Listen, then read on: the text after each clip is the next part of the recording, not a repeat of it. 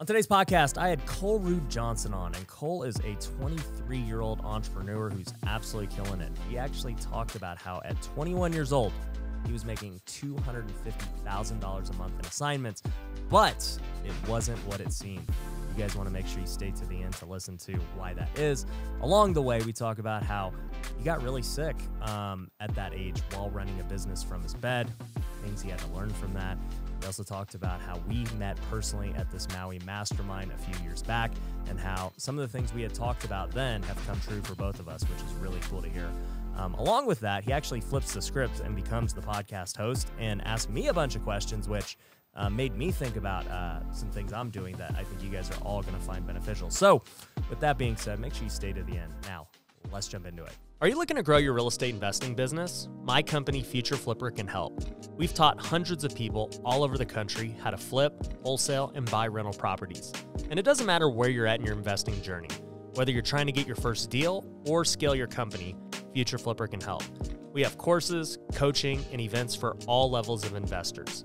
So if you want to take the next step, go to futureflipper.com and book a free consultation to see how we can best help you. Once again, that's futureflipper.com.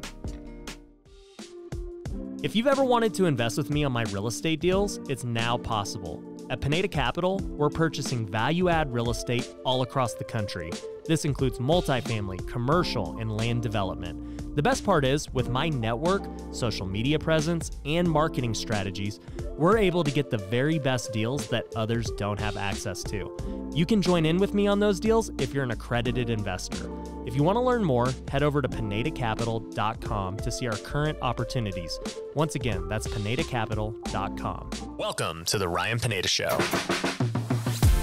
where our mission is to invest. I only expect to make money in things that I understand. Innovate. It's about believing in the future and thinking that the future will be better than the past. And inspire. I am much more likely to hit my goal just due to putting it out there. You're now rocking with the best. What's going on, everybody? Welcome to another episode of the Ryan Pineda Show. Today, I've got somebody that I met a couple of years back when he was just a young baby-faced kid. And then today, he's still a young baby-faced kid.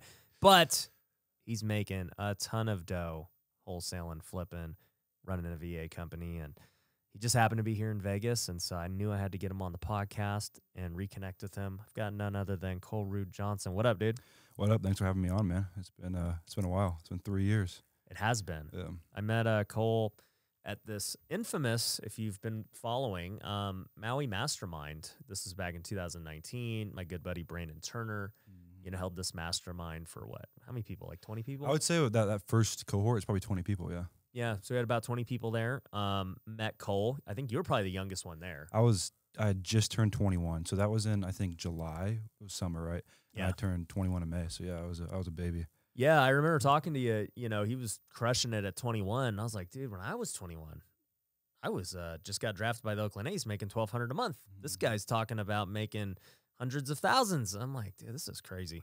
And just to see like how talented you're already at that age and to, see your career progress now is like pretty cool, man. Yeah, I appreciate it. I mean, it was just the story of how I got to that mastermind is probably the craziest thing. I don't even know the story. What is it? So I'll kind of take it all the way back. So I started out, I was an athlete. I was a basketball guy. So I played basketball in high school. My dream was always to play in college. So I got a spot on a Division II team in LA, Azusa Pacific. And I got there for a semester, and I remember sitting in a business management class, and I don't know. I was like, I don't know why I'm here. I don't know what I'm doing. I had that competitive side to me, and I was just so unfulfilled sitting in a classroom. So I dropped out, and that's kind of my first leap of faith. I dropped out and got my license. I was probably the worst real estate agent of all time. Like I did the normal open house, cold calling expireds, the whole nine, and just was not for me. So at that point, I don't know how far you want me to get into the whole story right now, but yeah, man, tell me. So at that point, I went and hung my license with the brokerage, my third brokerage, because it was the brokerage's fault that I was a terrible agent, not mine. And they had an off-market side. So I saw the whole A to Z, they were more going after foreclosures. So they had a foreclosure team where They would go out and they'd kind of pre-scope out the properties for the week, and then they'd invite all their investors to their office and do a presentation, pretty much pre-sell them, and then go out and write checks for the properties. And I thought it was fascinating because I felt like I could more sit behind a computer and scale that company than being out walking properties to sellers and buyers and all that kind of stuff. So at that time, me and a buddy, my buddy Paul, we went to Applebee's one night, 2 for $20. And we sat there. We went, let's try this wholesale thing. I saw $40,000 checks on Instagram. And I go, well, if they can do it, we might as well give it a run. And for the next 6 months, we sat in my parents' attic. They had a little room upstairs in their house, and we cold called ourselves with no deal. We just sat there every day, banged it out for 4 or 5 hours. And then we did one deal, which is our first deal was $105,000. So at that point, I'm like, I think I'm the king of the world. And then getting back to the Maui thing, the next month I'm at an event, which I had just started, and I see Nate and Taro, who are kind of like the social media guys in Seattle, who I think they're probably both in Maui at the time. Yep. Yeah, Nate was there too. So I go to LA Fitness that night after the event. It was my normal spot after the office to go work out, whatever, play basketball. And Nate gets on the sauna next to me. Gets on the treadmill next to me. I was going to say, is he naked? No, he gets on the treadmill next to me, and I do the normal, I was never the guy that's like, hey, let's get coffee. I was like, hey, I have a legit business. This is what I do. I think I can help you in this way. At the time, I was really good at CRM stuff. So I was like, I think I can help you with this. And he was like, okay, I'll try to set it up. And had coffee with him and Taro. And then we started doing a bunch of deals together. But yeah, that whole Maui thing, I got there by, I had been doing deals, and we, did a bunch of flips and did a bunch of things together. But I got to that point by the luck of a draw, being on a treadmill next to him, and having enough track record at that point to them kind of taking me under their wing, and that's how that all started. I got there. Yeah, I mean, one thing I'll say is obviously there's luck involved in everything, but it wasn't luck. I mean, the fact that you had already been putting in the work, you went to this event to go network, and taking care of yourself at LA Fitness. Now that part's probably luck, but don't discount that. It's luck. I always obviously believe in fate and everything else, but so you start working with Nate and these guys, and then what happens? It was a slow progression. I mean, we did that first $105,000 check, and I was 19 still, going on 20. And we went and we signed a 4-year personally guaranteed office lease for $5,000 a month in Renton, which was, at the time, we had one deal under our belt. Dude, that's crazy. It was nuts. Yeah. It was that leap of faith, and it was that athlete mentality of just like, I'm ready to roll. Like, I don't want to do this halfway. Like I remember I watched a lot of your video. Like, I've seen a lot of your stuff with how you're maxing out your credit cards when you got started. It was kind of that same idea of like, what's the worst that can happen? I'm 19, and thankfully my parents and everyone around me were like, yeah, what's the worst that can happen is that you're 19, you personally guarantee it. You don't have anything. What are they going to? I don't need your personal guarantee. What's it gonna do? What are they going to take from me? Like my clothes? Like, I didn't really have anything. So I was like, what's the worst that can happen? And then we got in that office, and it was 2,000 square feet. So it was like 6 private offices, a conference room, and we didn't need the space really. So we sat in a conference room and banging the phone still, made my first hire, which was our first sales guy, who's now my partner in the company. And just slowly, we did a deal, tried this thing, lost a bunch of money. We paid another guy for coaching, tried that stuff, did a couple more deals. We kept reinvesting in coaching and education year after the first 2 years. We didn't pay ourselves more than $3,000 to $4,000 a month for the first 2 years. We were investing everything in education and coaching and masterminds and meeting people. And that's really how I think I scaled so quick is that relationship capital and meeting the right people. And that exchange of value has just been everything for us, even to this point. That's the only reason we are where we are, because I can make a phone call to someone who's been through it. And that's super cool. So that leads you to the Maui Mastermind, which is how we met. So at that point, were you and Nate partners, or what was your relationship? No, so we weren't business partners at all. They had their own company, and at that point we started selling them a lot of deals. And it was kind of strategic. Like, honestly, they don't pay the most in that area. Right. But I knew at the time, I was like, I'll take 10 grand less on a deal to build that relationship. Right. So we built that over, I'd say, a year before I got an invite to that mastermind. Yeah. And but no, they were just out there doing their thing, and we had met and started doing. That's how I did my first flips too. I'd partner with people. So I'd bring the deal. We'd split it 50-50, and they'd walk me through how they did their scope, how they did everything. Yeah. And that's how I like last year was our first year actually like flipping. And we probably did 5 to 10 last year, mostly cosmetic, but that's how we got into that too. It was just, hey, we have all this inventory, we'll bring the deal, show me step by step how you do everything. Yeah. And that's how that took off. Yeah. No, that's super dope. So at the mastermind, what did you learn, you know, being around these other guys? I think the biggest thing for me, what that did, being a part of that group, is all the crazy companies those guys had. You know, Charles McKinney he'd been, you know, pretty much the head of Fannie Freddie for a while and had a big company. And, you know, Jimmy Dander meeting you, meeting all the guys that were doing all these cool things. And being around them for a couple of days and seeing that they're normal people that are just every single day showing up and putting in the work. And also for me is I never really understood how people, like, you know, being in college, I hated that. I never could see myself working a normal job.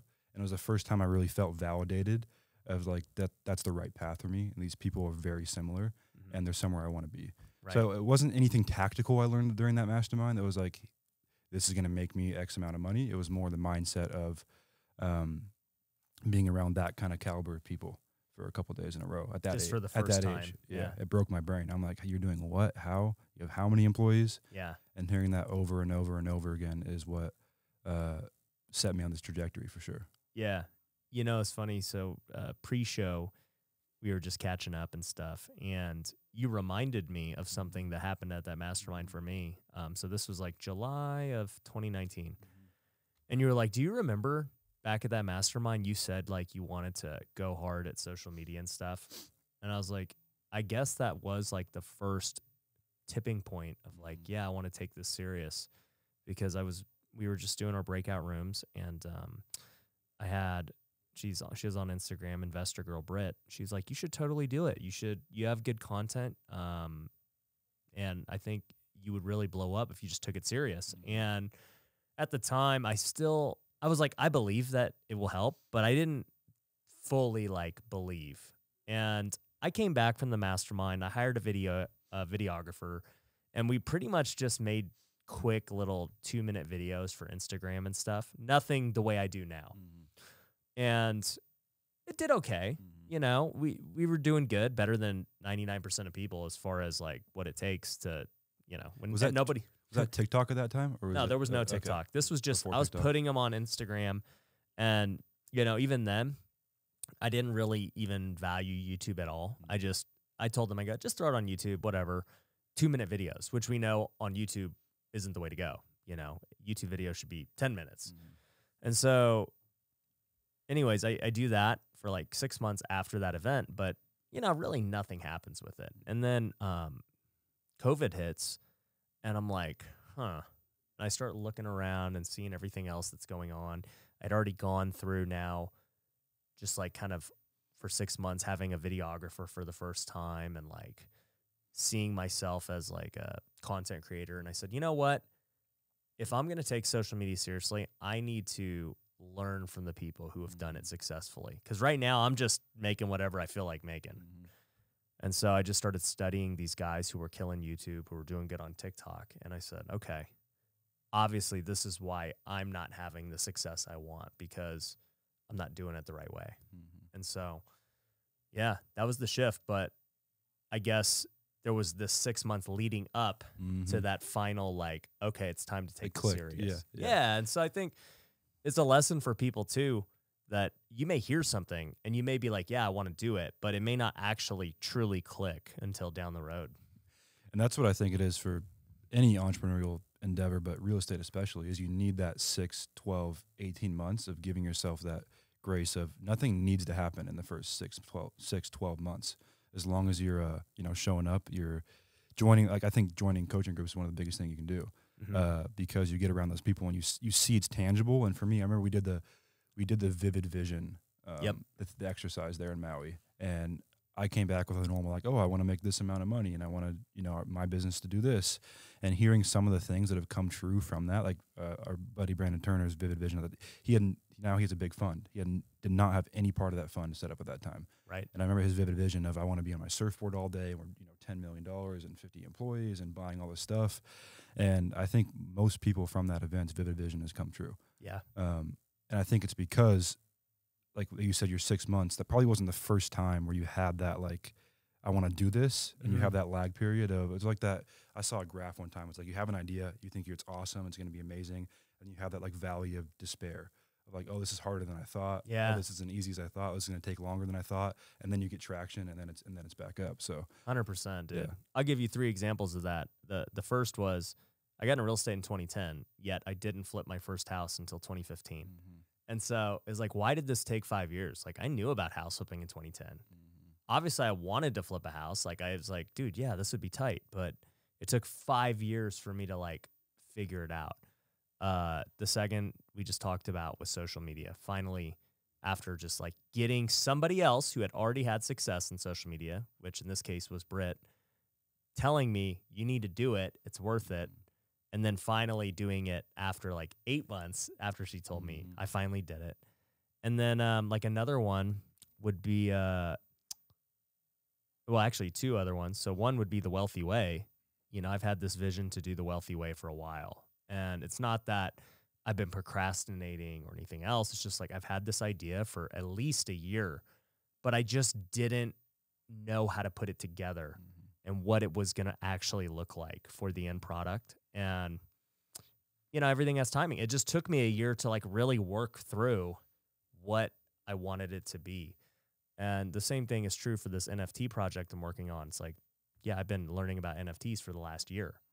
You know, I've known I want to do one, but I'm just not there yet as far as, okay, these are how it's going to be. Like I still need to work through all these things. And I'm way closer today than I am, you know, a year ago, but it just goes to show you can have a great idea today, and if you don't have success tomorrow, that's normal.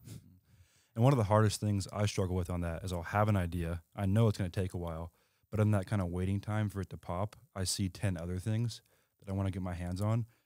And that's where I think a lot of people get caught up to, is that middle ground of sticking to that one thing and giving it its fair runway.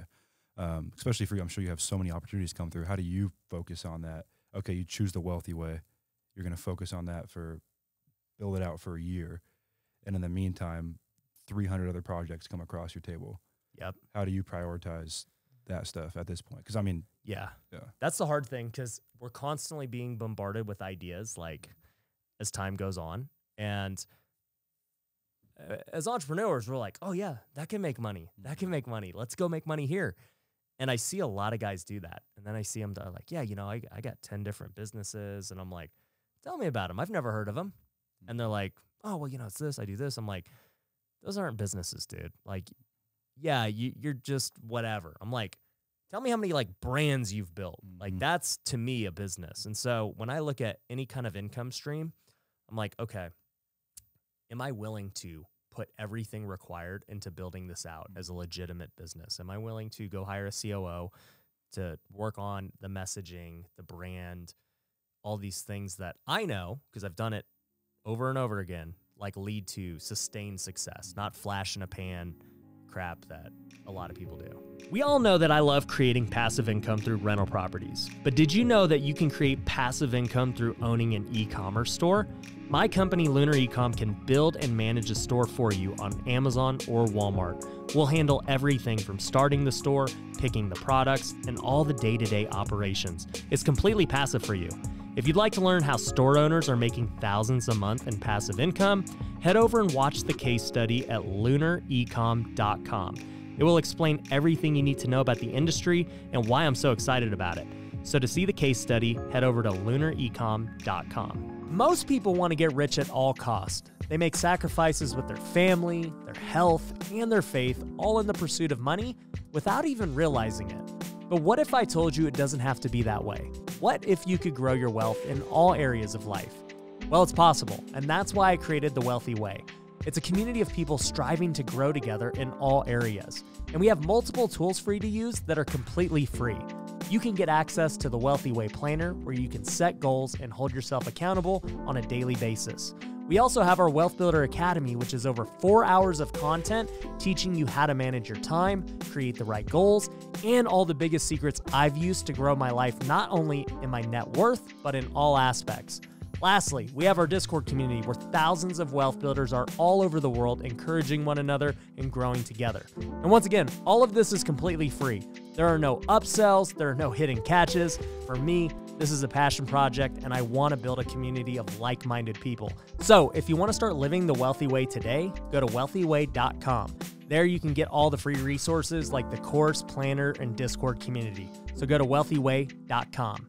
Yeah, no, that's what I'm trying to get better at right now. And also, what I'm starting to realize at 23, I feel 30 in business just because I've been every day at it for 4 years now. But I've been noticing too, those first couple years of business for me at least was I don't think anyone has naturally that operational side of business. You have an idea, you flip a couch, you flip a house, whatever that is, but you don't really know how to take that to a business unless that's your thing for a long period of time. Like I found when I was doing 10 things at once, none of those things became real companies. Right. They were all, they kept me as a solopreneur. Okay, I do this, I do that, I do this, everything at 100%. And now I'm really starting to realize that I would way rather have one bridge with someone that can run at 80% of capacity of me, and then I can move on to the next one. Yeah. And I think I've been telling people that I talk to is just you have to be in business long enough at the beginning of your career to fail enough to learn those operational things and somehow survive that first period before you can really turn your little bridges into companies, which is cool to see because in Maui you had your flipping thing. That was your thing. You're like, this is we're doing 150 flips a year, which is insane. But I think the attitude in that room, everyone, James Daynard from Seattle is kind of that entrepreneur. I want to build, I want to scale more things, I want to create was, okay, what's next? Yeah. So I'm piggybacking on that. How do you decide what's next for you? Is it an energy thing? Is it I know the wealthy way is all based around like the 5 things around. Yeah. I would say for me, at this point, my career is obviously different than it was, 2.5 years ago in Maui. And I've learned a lot since then that things I was doing that I didn't know I was doing. I've learned a lot about myself and the decisions I've made. And here's the thing with business and decisions is time kind of reveals all. And so I've realized over time that a lot of the things I've been thinking were right have been proven true. And so now I have even more belief and confirmation in what I'm doing. And so part of the thing is like with the wealthy way, teaching people all those things. Because before I had ideas of what I thought was the right way to do things, but there was no proof. And so now when I go into it, I'm like, okay, I do have this established root of beliefs that I know are true because they've worked in over and over again. I've seen other people take other routes that just don't work. And when it comes to starting a new business, I've realized that it always is going to take more time out of your day. And so you're going to have to allocate that time from something else in your life. Now, that could be another business. It could be your family. It could be your faith. It could be your health. But the thing that people don't know is there's always a cost to starting the business. And people think only in the monetary, how much is it going to cost me to get this thing up and running? I'm like, no, I don't care about that. How much time is this going to take from away from kids, away from everything? Yeah. Everything. Yeah. And so like also too, the thing in my life now is like, I don't need any more money. I'm good. Like with what I got, I'm totally fine. And they're going to keep running. And so for me to change my lifestyle at any moment now is just like, dude, you better be presenting me some major opportunity that like gets me to adjust what I've got going on because I'm good. And for me, NFTs are that because I think the opportunity is so big. Well, it's big enough that's going to take me to a whole nother level. Yes. That makes it Yep. worth it. Yep. So it has to take me to something that's so different than anything currently. And that's kind of my barometer because if I was just going to go start another house flipping company and it's going to go make me another few million, I wouldn't do it. Yeah, or like ground up, or all the normal avenues people go from flipping is, okay, now I'm going to do development, now I'm going to do this. And it's just, so you're looking for stuff that's going to take you to a whole nother. It's just so different, right? Yeah. And because the businesses are doing really well, because like flipping was just the first avenue. And that was the first way I made, millions. And then you get into the tech space of, well, not the tech, but, the more digital space where margins are way higher in, education, e-com. And you're like, whoa, this is way better than flipping as far as owning and running a business. And I enjoy it more. So you do that. And then I start to see what the possibilities are with NFTs and all this metaverse stuff. And I'm like, this blows all of them out of the water, and it's not even close. And then I look at like my positioning now where I'm like, okay, I've got an audience. I've got people who will buy this. I've got a built-in group of core customers that I've developed over the years in my other companies. They'll support. And yeah, I just look at them like, this is worth my time. I think NFTs are like one of the coolest things ever. Like the contract behind them, the fact that like if it existed, I could go out and I could buy an NFT that had a contract behind it that said, okay, I get to spend 3 days a year in office with Ryan Pineda and shadow him. I think that's the coolest concept to me. And I think like it's going to become a part of every single business. It will. Every single plane ticket you have one day is going to be, like, everything's going to be NFT. Yeah, and that we talked about things clicking earlier. You know, I've been researching it for a year, watching and observing. I said, okay, this thing, it should be cool. Like, this is a cool thing. And then recently it clicked, and I was like, dude, this is way bigger than I thought. And there's a path here that I know that I have this unique opportunity in time to capitalize on. You know, it's like the internet. That's how I see it. Like, man, dude, all these companies that, you know, got started when the internet got started, they killed it. And, you know, you look back at 2010 when no one had money and all these hedge funds bought all these houses. I'm like, dude, unique opportunities in time to kill it. Yep. And I see that now with NFTs. Like, we're still so early. I mean, obviously it's people are talking about it. People are aware of it. And I think that's the best time because you're not too early where nobody has a clue of what you're doing, but you're not too late where everybody's already done it and their mom. Yep. I think it's unique because I don't even think most people have really understood. There's a lot of people are buying it to flip it, and I think it's going to make them a bunch of money. No one's really buying that stuff yet for the utility. I don't think. No. And I think when that happens, then I think we're in the first inning of that stuff. Oh so yeah. Far, so that's what I'm excited about, man. Because we're working on a full-on ecosystem for the NFT and both meta and real-world utilities. And I can't reveal a lot on the podcast, but let me tell you, I'm digging. I'm trying to dig for the people out there. I might get you on the white list. It's gonna be nuts, dude.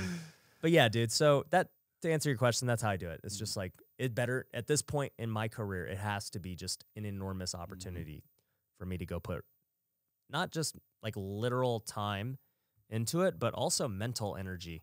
People just think from monetary perspectives usually. What's this going to cost me, right? The next level is, okay, how much physical time will this cost me? Like that, you know, most people don't even think of that, but if you do, that's great. But the next level, even from that, is how much mental energy is this project going to take for me? Because I spend so much of my day thinking through like scenarios and, you know, basically like take, for example, right now, it's just pure mental energy with the NFT. It's not like I'm physically writing these contracts or anything. I'm literally spending energy every day sitting around thinking of like, okay, if we do it this way, here's how it ends up playing out. What would happen in phase 1? What would happen in phase 2? Okay, if we go about it this way, this hurts us in phase 3. How we're doing it. So I'm like already playing out. It's a mental bandwidth, Yeah, and so by the time I think of it, and you know, if I sat there thinking for 30 minutes, an hour, I'm already spent. I'm like, all right, that's all I got for today because I'm just not creative after that. I'm mentally drained. And these are the things that separate businesses from other businesses. Is like there has to be somebody who's willing to think through like a chess match of what's happening. I think that's the way businesses take the leap. Like when I was in Maui, I was so caught in the day-to-day. I was so in the business every single day. I was doing pretty much 2 to 3 roles. And at that mastermind, someone asked me, they were like, I think it was Brand, is like, do you ever just sit there and think? Do you have time during your day where you're just thinking about how to take stuff to the next level? And that's the biggest thing, is getting to a point where you can do that. Because the first year or 2 in a business, you can't really do that. So you almost have to take a step back. Say you're making $300,000 flipping houses by yourself. You have to take that step back. I'm going to bring on an acquisition guy. I'm going to make 150 instead of 300 this year. Right. You can start taking that time to think and actually building a business and an ecosystem around that idea. Yeah. Which is what I'm just starting to get to now. I actually tell our students that at Feature Flipper a lot, especially the experienced ones. So like if you're not doing a lot of deals yet, fine, right? You don't really need to be thinking. You need to be doing. See, like the beginners have the problem of paralysis analysis. They think too much instead of just doing. But the experienced scaled people have the opposite problem. They're doing too much and they don't have enough time to think. And so I tell our guys, I go, hey, just a theoretical question, okay? Just say you made $1 million last year. Most coaching programs will tell you, hey, go scale. You know, how do we get you to 2? Like 99%. I'm like, these guys are idiots. They don't get it. I go, if you could still make $1 million next year, but I cut your time in half that you're in the business, would you take that, or would you say, hey, I want to spend the same amount of time, but I want to make 1.5, 2? Which choice would you pick? And it just kind of tells me how they value things, because to me, the obvious choice is make the $1 million, spend half the time or even less in the business, because now you get to choose what you want to do next, whether it be, you know, spend time with your family, hang out. You're still making $1 million. Like, I'm not asking this to people who are making 50 grand or 100 grand. Or build that next bridge. Exactly. Yeah, I'm asking this to the people who've clearly made enough money, and now you have a choice. You can continue to grind the same way you grind and grind harder, or you have the choice of, do I want to take a step back so that I can have a huge leap forward? Maybe not next year, but the year after. Because when you get a year to think and to relax and to hang, I don't know. I do it, and I just keep taking leaps forward because I am so mentally like fresh. You don't hit those plateaus. You don't hit that. You don't. I don't have plateaus. You don't have 3 years in a row where your business, that one business, is the same level when you're in it the same amount. You have that. You get to step back, and 100%. And with me, at least for that free time, like, you're an athlete too. You're a baseball player. Yep. Like, for me, that when I have that free time, that kind of, and I feel a little more fresh, that kind of competitive drive and that eagerness comes back, and it's the next thing. Yeah. And that's the. Yeah, and that's for me too, is like being as athletes. I get bored, you know, so bored, yeah. I'm like, okay, you know, what's next? And what's next can mean many things. It can mean, do I want to scale this current business? Like, what's that look like? Do I want to start a new business? Like, what's that look like? And, you know, do you have a number that you want to get to, where you, like, everyone asks that question, like, is there a number you have in mind where you're like, okay, I'm good, I'm going to kind of settle things down? No. You don't have that, I want to travel the world and live in wherever for a year. Yeah. No, I don't have any of that. Yeah. I enjoy working. I do too, yeah. Yeah, so it's like, you're like, when are you going to retire? Blah, blah, blah. I'm like, what do you mean? Like, what am I going to do with my life? It's the game. Like, showing up to the office is the thing. Yeah, it's the game. Yeah. And my game is that I want to keep innovating new things that nobody's thinking about. And also, too, still part of the game is maintaining the quality of life I want to maintain. So to me, it's just, it really is a game. Like, okay, if these are my conditions at which I can play the game, I have to leave the office by 5. I'm not working weekends. I have to do X, Y, Z. How do I optimize to play the game to the best of my abilities within these constraints? Like, why do you think that came to you at such a young age? Like, I don't think anyone really, even that I've met, that's 50 or 60 in business, has the ability to step back and say, okay, I'm not going to work 12 hours a day. Everyone does. I still do it. Like, when I'm feeling good enough to work, I'm working every single moment I can. Yeah. Like, what prompted that? For me, I've never even had that, like, that thought to be like, okay, how do I structure my week first and then fill in the gaps with business? Mine's business is all week, and how do I structure in the other stuff around it? Good question, man. It's funny because people ask me, they're like, okay, I get that that's what you're doing now, but what'd you do in the beginning? And I'm like, do you think I was more busy in the beginning than I am now? Like, you see all this crap going on? Like, it's a mindset from the beginning. For me, I was kind of forced into it by playing baseball. It was like, okay, well, I play baseball and I also want to run a real estate business. Like, how can that even be possible? So I said, okay, well, I have to practice 2 hours a day. I got to work out and I got to do this. Okay, that only leaves me 3 hours to work on my real estate business. Okay, let's do this. Boom. Then I go out to the season and I'm like, does my business die because I'm not there? Or is there a way to keep it going without me? So you were flipping while you were playing professional baseball? I flipped at least 50 houses while I was playing. And you're not in Vegas. You're somewhere else. Yeah, somewhere else. And so I think thinking creatively of like, do I want one career to end while the other goes? Because some other people would say, well, I have to quit baseball to go do real estate. I mean, you made that choice with basketball. You said, I'm going to go all in on this. That's fine. Most people are good at going all in. That's the advice I would give 99% of people. But like for me, I said, no, there's a way to do both. I just have to figure it out. And so I figured it out. I thought creatively of like how this would have to work. And so like one reason in real estate that I never did direct marketing for my first 3 years is because it was literally impossible. I was like, if I'm cold calling for 3 hours a day, how is anything going to get done?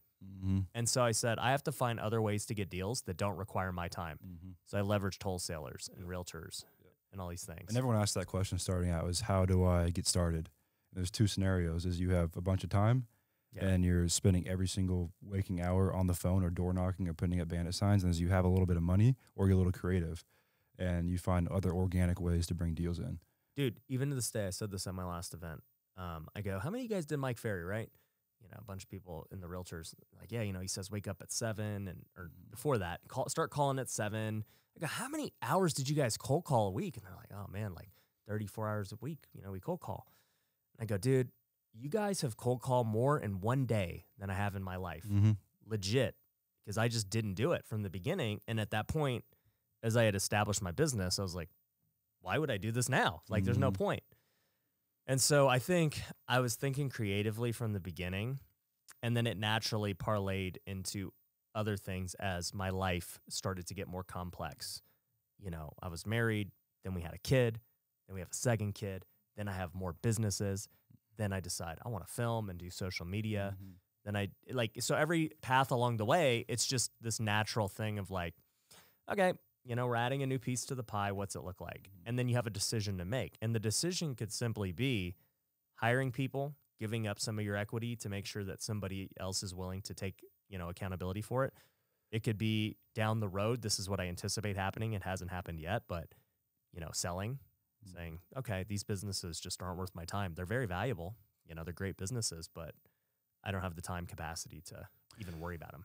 Question. So when you're playing professional baseball, you have like, okay, there's a place I can take this. Yep. You can make a lot of money playing baseball. Yeah. And at the same time, you flip it and you go, okay, I can take this to this level. How did you decide which future to cut? At what? Because then you're doing both for a while, but eventually, I run into that all the time. Is like you have two businesses, they're both requiring a lot of time. Yep. How do you decide which one to kind of set to the side? Yeah. So the two things you would look at is what you enjoy the most and what's, you know, the biggest opportunity in the future. So like with baseball, the first 3 years I was playing, I was with the Oakland A's. And so like I was 100% committed to baseball. Didn't care about real estate. Where is that? Where do they put you for the level you were at? Where were you living? Dude, I lived in Vancouver, Canada. I lived in Burlington, Iowa, Arizona, Stockton, California. And it's a grind, right? It's a grind, dude, every day. Yeah. Every day, nonstop. So, you know, I was fully focused on getting to the big leagues. And also only because I'd still never had success in real estate. So what happened was in 2015, I'd already gotten released by the A's. I was playing independent baseball. And so things shifted. I'd kind of given up the dream of baseball, and I was like kind of looking for my next career. But I still wanted to play baseball just because I freaking loved it. I'm like, I'm going to play baseball until they tell me I'm not good enough anymore. I don't care what they pay me. I'm just going to keep playing because I love it. And so I just kept doing that. And then my businesses started growing and growing. And then it finally in 2017 hit a crossroads where business was growing so well that I couldn't do both. It became impossible. I was literally doing deals in the dugout and in the locker room. No, seriously. I was emailing. I was talking to realtors like, dude, close the deal. I'm in North Dakota. Like, dude, just close it. It was crazy. That's nuts. Yeah, because I think I had that year, I had like 15 flips going on while playing at once. And I was like, this is becoming a bit much. And I was a one-man show. I just had me and one guy helping me in Vegas. So I've always said that athletes are the best entrepreneurs. That's the best story I've heard. Best analogy of that is doing both professionally at the same time. I was like, I can do both. Yeah. And I did. And eventually, you know, I went all in on business, and I've really only been in business for 4 years. Like, as far as I'm a businessman. This is what I do. Like that's who you are instead Yeah. of a baseball player and a businessman. Yeah. Yeah. So I don't know, man. That's I would say that's the reason how I've been able to like naturally go about it, because I didn't have a mentor telling me this. Nobody teaches this. No. And that was why I created The Wealthy Way, because I was like, nobody teaches the way I think and like what I believe is right. But I think what I think is right.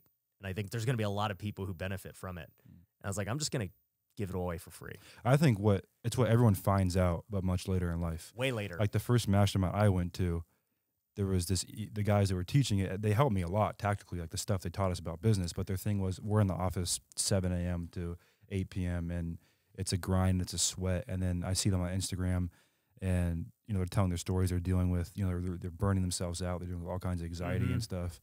And then they figure it out at 50 or 45. And then they come back and they tell us as a group, which happened. And then they come back and say, you guys got to value your family and your health and your life. But they taught us one thing, learned the hard way, came back. And I think everyone goes through that process. And I think that's helping people. I still feel like as a part of it, you kind of have to feel the burnout to like really be like, okay, I never want to feel that way again. Well, it's just, and whether it's burnout or whether it's finally that click where you finally accept it, they're all the same thing of like, yeah, you can hear the information, but you don't receive it until one day it just finally clicks. You're like, dude, I've heard that, but I just didn't do anything with it. It's crazy, man. That's the same point. I got to a point, and so we'd done this huge run up of we were wholesaling in St. Louis and Sacramento and Fresno and California and Washington, and we were doing 200 to 250K a month, and I was 21. Crazy. Going on 22, nuts. And we had 12 guys in the office, and like we had a real operation. But even me and my partner, after everything was said and done, we're taking home. We had no quality of life. We were in the office managing 15 people was. I didn't know what I was doing as a business owner at the time, and so we were making 250, taking home $5 to $10 grand a month each. Really? And wow. Yeah. And at the point, I was like, I would rather go work for someone and leave the office than do this for the rest of my life. So burnt out, split up with my business partner, and kind of did what you're talking about. I took a full step back. Yeah. And I said I would rather make half of what I would rather a revenue to be half of what it is right now, half the people, half the hassle, and that changed everything because we make way more now, and it's with way less headache, people and less headache. Yeah. That's what I tell people. I'm like, dude, there's a way to have way less headache, way better quality of life, and make way more money. Like, I just continue to do that, and I'm like, man, why don't people know this? It's like when you're getting started and it doesn't seem feasible to run a business, and once you get enough people around you, like you can do it, you can start a business. Yeah. They're doing it. It's the same thing. You see, I mean, because I'm on Instagram, I see you are leaving the office at 5 p.m. every day. I'm chilling, dude. Yeah, it's nuts. And the only reason I show that is just to show people, like, dude, you can do this. Doesn't make me more money. Like, I take that back. I do think it makes me more money leaving early and setting these constraints because it's allowed me to be more creative. And then when I am in the office, I got all the energy in the world because I'm not burnt out. You're fresh. You show up every day fresh. Yeah, I show up fresh, dude. And, I mean, you guys were waiting on me. I was sorry I was late to the office today. You guys were here at 10. I was like, I got to make sure my workout gets done, man. And it's a non-negotiable. Yeah, and so I was a little late, but I'll be out of here by 5, maybe earlier. We'll see. Yeah. When I was getting started, I didn't have any of those non-negotiables. I was like, work's my God. Work's my everything. And 99% of people don't. Yeah. So you actually remember you got sick. Yeah, I got really sick. So, and which is it's kind of just still figuring it out. So, and when I was 21, I kind of had a crazy run up. I burned out. I got really sick. So pretty much bedbound for almost a year. Couldn't drive. Could barely see. It was after the mastermind. Like 2 months after it kind of all started happening. I had no idea what was going on, and actually just recently, kind of figured it out. What was going on? Well, I'm fighting. It's most likely mostly caused by Lyme disease. Okay. Which I have no idea really how I got or when I got it, but it's been a running a business from bed for pretty much a year. After that Maui mastermind, 21. When I turned 21, I had 2 months of being healthy, 3 months of being healthy, and then from pretty much then to, I would say, last summer, I was pretty much in bed. Yeah. Yeah. That's crazy, man. Mm-hmm. You look good now. I appreciate it. Yeah, I'm getting there for sure.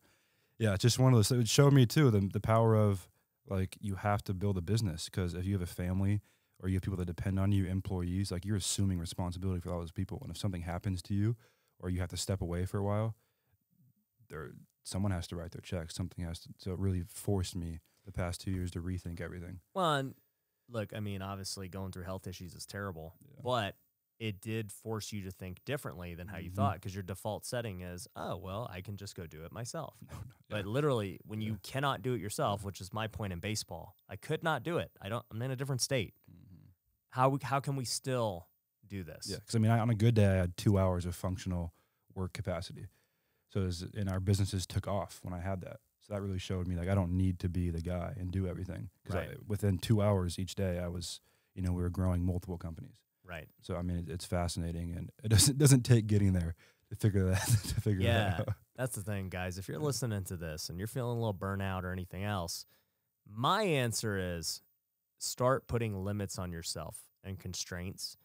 And I promise you, I talk about this in the Wealthy Way. It's called Parkinson's Law.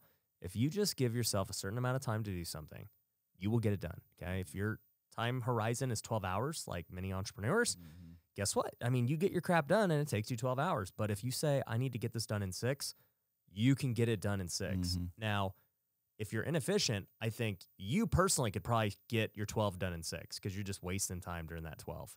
But let's just say, physically, you can't do it in 6. It's like, by the matter of science, you can't do it.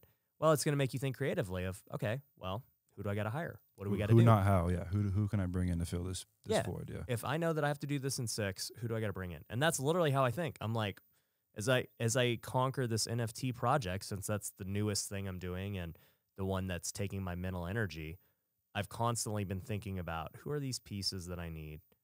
Okay, all right, I need one more guy. This is going to take so much hours of code and other things. Okay, we need a very creative person, somebody that can give us these designs that we're looking for. Who's that going to be? And so I spend my time thinking about the who, not how. And I'm going to launch, I'm just putting it out here on the podcast. I'm going to launch a very crazy NFT project that's not going to require very much of my time at all. Just a lot of my mental energy. Which, that's that's an expensive. Yeah, it's expensive, and so spend too. Yeah, I have to make sure that it's worth it. Yep, 100%. But yeah, going through that all has really transformed every business, and I think there's opportunity. I think every entrepreneur has that thing. That they deal with that forces them to rethink things. I don't know someone that hasn't had that experience that kind of shifts. I'd say one other thing that I forgot to mention too is, like, okay, when you're using your mental energy and thinking about things, the way you become mentally stronger is obviously by not working so much and burning out, but, having fun and being able to turn your mind off too. When I go and golf or I go and work out, my mind's off. Like, I'm enjoying it. I go on date night, my mind's off, like, and it gets time to recharge by having fun and just enjoyment. But do you schedule it? Yeah. So I run into the problem if I have a bunch of free time and I don't have things scheduled to do. Like you default to work. Yeah. Default to being on my laptop. Yeah. Yeah. For me, I don't do that. I'm like, all right, so I've got 4 hours of free time. What do I want to do? And so I'll go out, go hit some golf balls, play basketball. I will start writing down just different ideas. I will, whatever. Like, there's so many things I could do. And, for me, it's just like, you got to keep your mental energy. But one thing I do that helps it is read a lot of books. So I think when I read a lot of books, it allows me to be that much stronger when I'm thinking. When you're ready, when you need it. Yeah. Yep. Because I'm just like working out my mind, and I'm like, okay, I've seen this scenario play out, not in my own life, but in something I've read. Yeah. Well, dude, all I got to say is you turned this interview to an interview of me. But I had questions, man. I haven't seen you in 2 years. You did everything on your checklist. I think you talked about in Maui. I remember walking with you to dinner one night, and everything you talked to me about that night has happened. So that takes a lot to get to that point in 2 years. So yeah, you remember more than me of what I said. I don't even remember, but I'm glad that I did what I said. But dude, no, I'm just hyped to see like what you accomplished, because at 3 years old now, to have already gone through what you've gone through in just a few years, and to be where you're at today and have the wisdom to be around the right people and to understand these priorities. And then to even have the wisdom of, on this podcast to get your questions answered, like more beneficial to you. I mean, you're leaving it a 5. I'm not getting them answered later. So I'm getting them out now. Yeah. But no, it just shows like such great wisdom at such a young age, man. So I think you're going to be just killing it. I appreciate it, man. So, well, guys, make sure you go follow Cole on Instagram. It's pretty where you're There's a fake account out there right now. A bunch of them trying, because I post a lot, and they're trying to scam people out of Bitcoin. So Cole Ruud Johnson, not Cole Ruud Johnson _ because I'm getting Cole scammed. Ruud Johnson. We'll link to his real account down below. And if you guys like the podcast, make sure you subscribe. We'll catch you on the next one. Peace. Thanks for watching The Ryan Pineda Show. If you want to work with me, head over to ryanpineda.com. You can find my courses, coaching programs, and upcoming events. We also have free resources you can download, so head over to ryanpineda.com.